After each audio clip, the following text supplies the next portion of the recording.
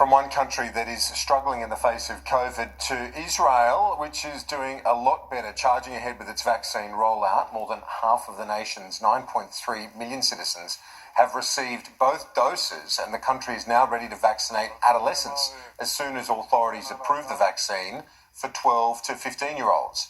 I'm joined live now by Dr. Michael Halbertal. He's director of the Rambam Medical Center in Israel. Doctor, thanks so much for your time. What do you put the success in Israel down to when it comes to the vaccine rollout? There is no doubt that the success of the vaccination is the way that we managed to recruit the citizens of Israel to do the actual vaccination. And I think that, for instance, at Rambam, the first one that was vaccinated was myself.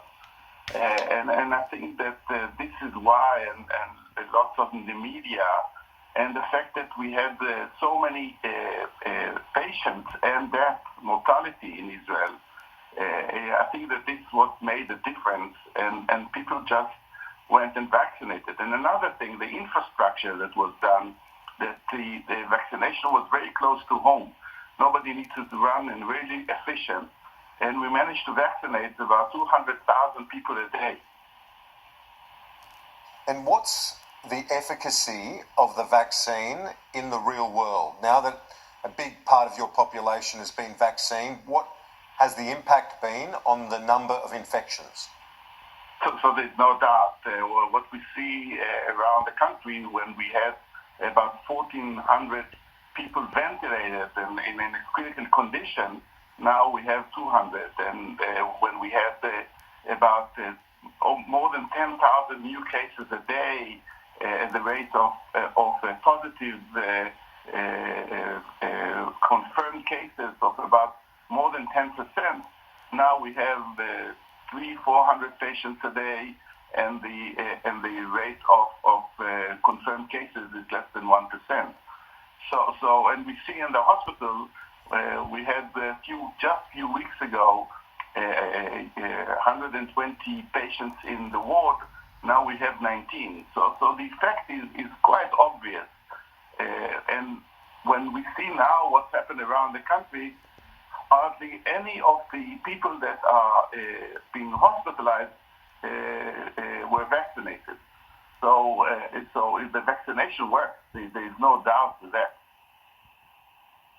And doctor, have you got a sense of how large a percentage of the population you will be able to vaccinate? How many will take the vaccination? Do you have a percentage of skeptics in Israel who will refuse? So you said at the beginning, Israel is about 9.3 million people. We already vaccinated over 5 million people. So if you do all the calculation on the mathematics, we have now somewhere less than 1 million people, so less than 10% of the population that did not vaccinate yet. So, and I hope now that, as we heard yesterday, we are using the Pfizer vaccination, that it's also for adolescents, and I'm sure that once we get all the approval, we will also vaccinate them. And I think that the issue of people that do not want to be vaccinated is extremely low. Well, that's good, and we wish you all the best for the future and your efforts in vaccinating the population. Congratulations in what you've achieved thus far, Dr. Michael Halbertal, Director of the Rambam Medical Center in Israel. Thank you very much for your time. Thank you, and we wish you just the same. We know that after one vaccination, and we show that also in the literature, 96% of the people below 60 become immunized. So we just need to go and do that, and I think this is the solution for around the world, at least in the meantime. Yep, well said. Hard to disagree with that. Thank you, Doctor. Live from Israel. Thank you.